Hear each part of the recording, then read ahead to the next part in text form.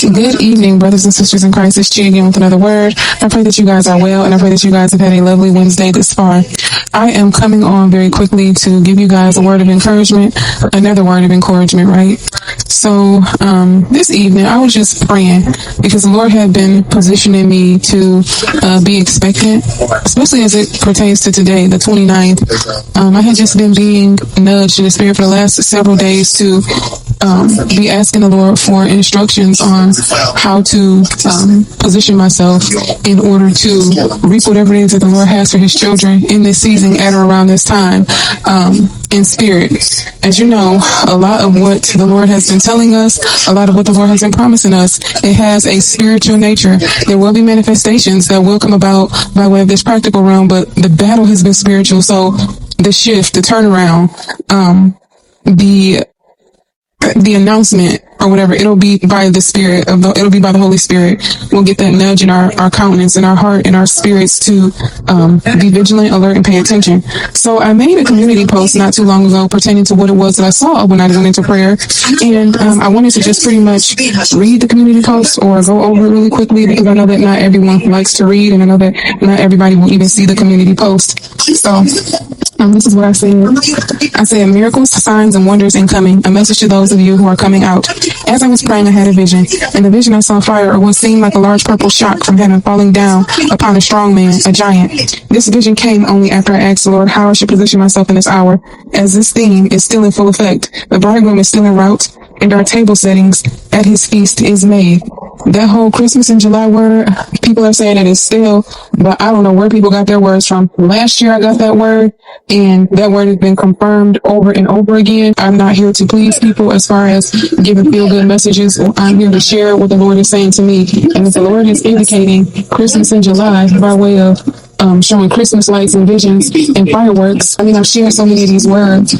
You know, if it's sounding or feeling like Christmas in July, then that's what I'm going to share. You know, if you guys have your own interpretations or what it is that you might think the Lord is saying to you, I say feel free to share it. But what I'm getting at is that this is a spiritual movement that is occurring at around this time now. And even though we're at the end of July, we are still in July. And when you think about it, you know, the bridegroom returning. When we celebrate Christmas, we're celebrating the birth of Christ, whether he was actually born in December or not, right? So if there's something pertaining to the bridegroom returning or Christ's return or anything like that being made manifest spiritually in July, the word is even more applicable, right? So I have my reasons as to why I've gone along with that. And it's not by way of any influence of any outside voice. They are strictly based on what the Lord God tells me and shows me, whether I have evidence of it in the natural or not. I don't have the right to say, oh, it doesn't look like it, so I just won't share it. No.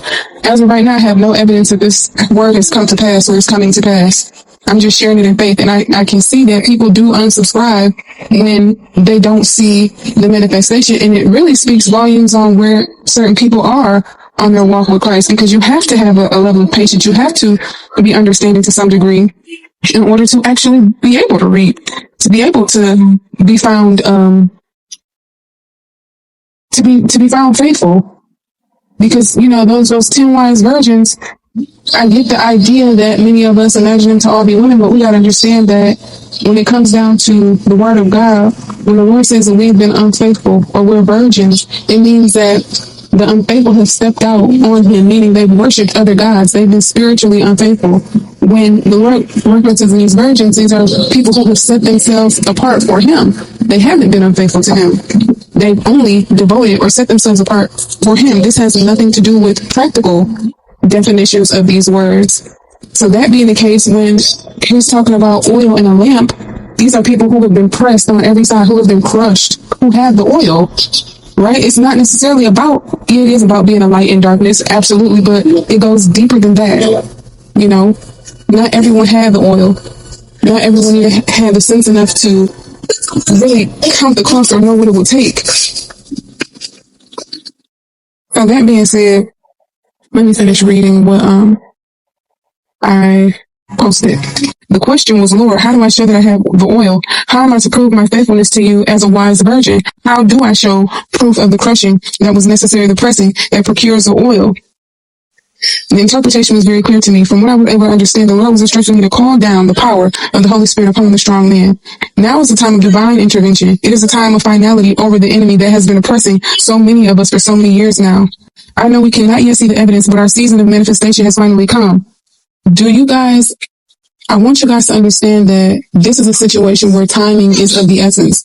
Kairos matters. This is a timed test, a timed exam, meaning it starts when it starts and it ends when it ends. Meaning even if you sit at the test late, you would have been feeling the effects of the test even before you realized you were ever in the test. Also meaning if you decide to depart from the test early, you're still going to find yourself going around in circles, going in a loop until the test has been completed, until the test is over, until that time of testing has fully elapsed. So that being said, the best you can do is to hang on, is to ask the Lord for grace constantly, is to ask Him for the strength necessary for you to be able to continue to press forward. That's literally all you can do at this time or during times of testing. Now, I'll share with you guys what it was that I saw so that you can chime in as far as what you think the interpretation may mean, but I got my interpretation based on this.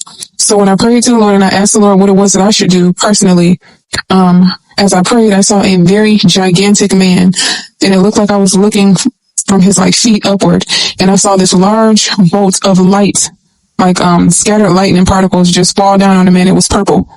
And this guy was very, very massive, like the size of a building. And he had on a light blue suit. That was what I saw.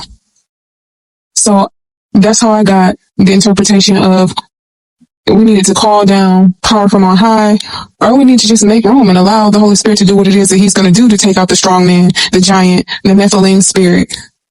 But you guys may have a different take, so please feel free to share if you do. So as you guys know, it takes hours to edit these videos sometimes, and as I'm editing, there's something on the TV, because like I said, I'm not by myself. I have to deal with what's on the TV and the noises and stuff in my background. So long story short, I'm editing this video, and funny enough, there's something on the TV that pops up that is highly applicable to the part that I was editing. I can't make this stuff up. I didn't even know that this would be in the video that was being watched on the TV. It's just the Lord and how He does things. So, of course, what I just described didn't look exactly like this, but like I said, there's no coincidences with the similarities. This woman, I'm just going to give you a brief synopsis of what's been going on in this video or this movie. So in this movie, you see this woman strolling up the road pretty casually, right, without a worry in the world. To make a very long story short, this woman is a mother-in-law or soon-to-be mother-in-law to her son's prospective wife. I don't know if they married yet or if they're still in the process of getting married. But long story short, this woman hates the woman that his son either married or wants to marry. So she's been doing so much witchcraft on this woman, but it keeps backfiring to the point that this woman has lost family members, like her own children. She has done so many spells to get this woman to die, and it has not worked. So what's happening is she's been losing her own children. She's lost 2 daughters so far because the witchcraft that she's done has backfired every time. So this last time, she decided she was going to just hire people to physically kill this woman, her son's prospective wife. Or wife, whatever you want to call it. I've been editing, so I don't know exactly where this woman stands as of now. But last I checked, it was a process. They were in the process of getting married. So instead of the person shooting the prospective wife or the woman in question, the guy ends up shooting, or the guys that she hired. Sorry for my jumbled speech. The guys that she ends up hiring shoots the daughter of the woman who's doing witchcraft. So she shoots her son's sister. She gets her own daughter killed. So she's pretending to not have a clue what's been going on. Instead, she's actually blaming the son's wife for the mysterious deaths that have been happening within her son's household when it comes to her own household, her own children, because unfortunately these people have been being killed while at her son's house. Long story short, she goes back to the witch doctor who has failed every single time. I mean, it's not that. Anyway, he's failed every single time. He gives her an amulet or a charm and tell her to put it in a place that is concealed. Her husband ends up finding it. He destroys it because he doesn't know who it belongs to. But he's like, whoever it belongs to, we're going to find out because he's about to destroy it. And whoever has to pay the consequences of the destruction of this thing, it'll be exposed. So long story short, he destroys the thing. And the spirit that was in that thing that was supposed to deal with, I guess, the son's wife. Mind you, guys, I am Nigerian. Now, this gonna sound crazy to a lot of y'all, but this is a norm for people in that area of the world. Like, I've seen a lot in my life. I've seen a lot, and that's all I'll say for now. I mean, I will give my testimony, as far as like what I've witnessed and how lives have just been, I mean, lives just lost because of people doing witchcraft. Not even because the person who was doing the witchcraft, or not even because the person who died was doing the witchcraft, because people in close proximity was doing witchcraft, whether it was with their permission or unknowingly. So long story short, the spirit came for her, because that's what happens. Like, they turn on the person who utilizes them. And you'll see that the thing fell on her and not only drove her mad, like she lost her mind, but she ended up dying shortly after. She ended up running into a car, and that car crashed into her and killed her. So that's a story on divine recompense, divine judgment, and the Lord God intervening and taking out the strong man on our behalf. We are called to pray for people to obtain a spirit of repentance so that they can repent and live another day, have another chance to, testify to the goodness of God in the land of the living, to experience and receive salvation. However, there are people who just won't do that willingly. So the Lord God has to intervene with force. So He will then fit how He wants to do it or how He decides to do it. But I just had to share that and put that in there because, I mean, there are no coincidences. I couldn't have come up with that if I wanted to. It's just, it blows my mind how the Lord confirms His word, because I was actually thinking to myself for a second, maybe I got the interpretation wrong. Maybe it actually meant something else. God has increased our authority in Christ Jesus, and He is moving on our behalf. May we exercise faith in doing this, and may we come into agreement with one another's prayers in this hour, so that God's glory may be seen throughout the earth as testimonies begin to flow in from His first fruits. In the same way that the Holy Spirit of God struck down and killed Goliath through David, He will again give us a very similar victory. It won't be by our might or by our power, it will be by His Spirit, says the Lord. Praise God.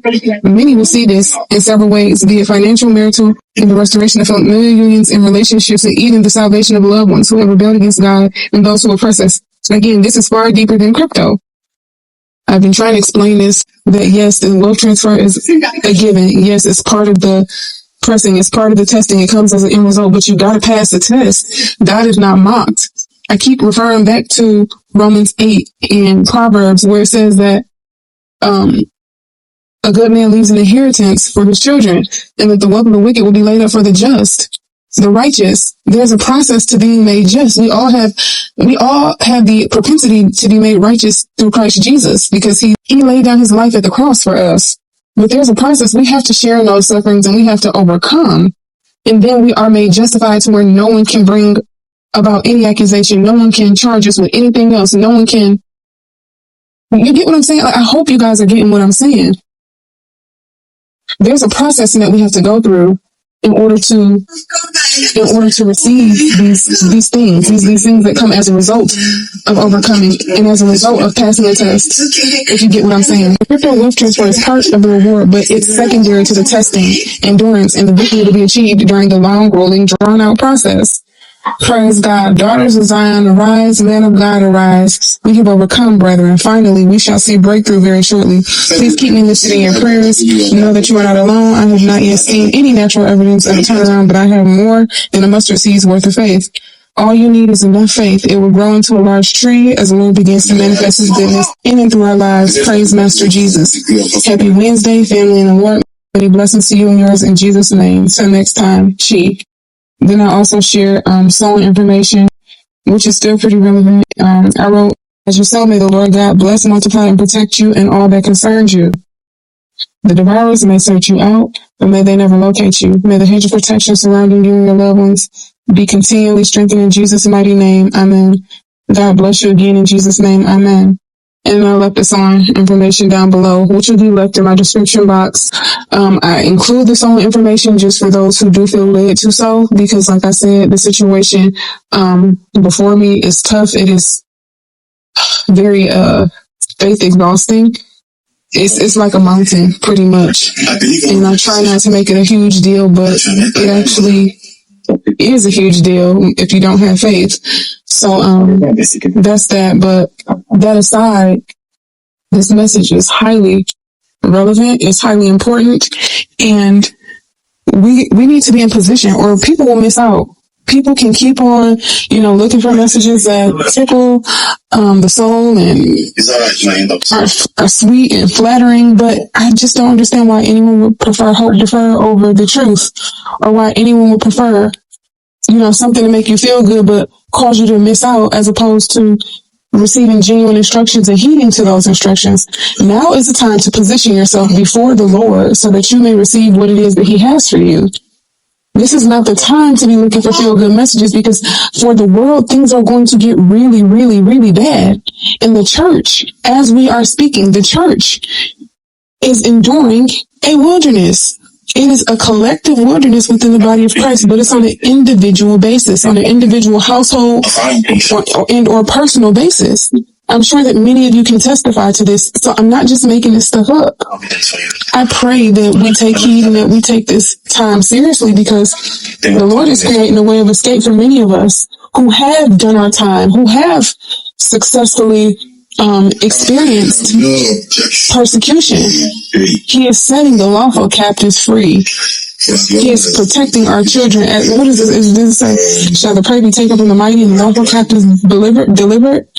And it says that the lawful captive shall be delivered, and that the prey of the mighty shall be taken, and that He shall contend with those who contended with us, and He shall save our children. Something like that. I'll have to put it on the screen, but this is serious.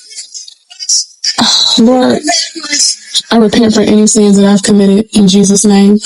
Lord God, I ask that you give the spirit of repentance to everybody else who hears this message, who longs to please you, who longs to reap the rewards of what you have written for them in your will on earth as it is in heaven.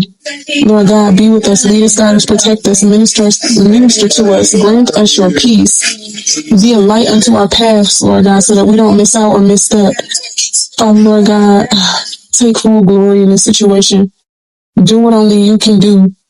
Fight for us, get us the victory, divinely intervene in the same way that you were the force behind the rock, the stone that killed Goliath, by way of David, the little boy David, not even King David, in a sling. Father, Lord, in Jesus' name, may you send down whatever fire, whatever electricity, whatever power, let your power, by way of your Holy Spirit, fall down on the strong men oppressing us, Father, Lord God, the giants, the Nephilim that have been oppressing us in spirit, Lord God. And may you rid us of those spiritual oppressions. May you set us free once and for all, now and forevermore. In Jesus' name we pray and we thank you, O Lord. I pray that this message blesses you. I pray that this message speaks to you. I pray that you guys are set free. I pray that this message yields so many testimonies. And I pray that you guys, in turn, are a blessing to those who you will come across, who will be made to walk in the path that you forged ahead of them. In Jesus' name, we thank you, Lord. That's all for now, guys. Please take care of yourselves. Many blessings to you in Jesus' name. Until next time.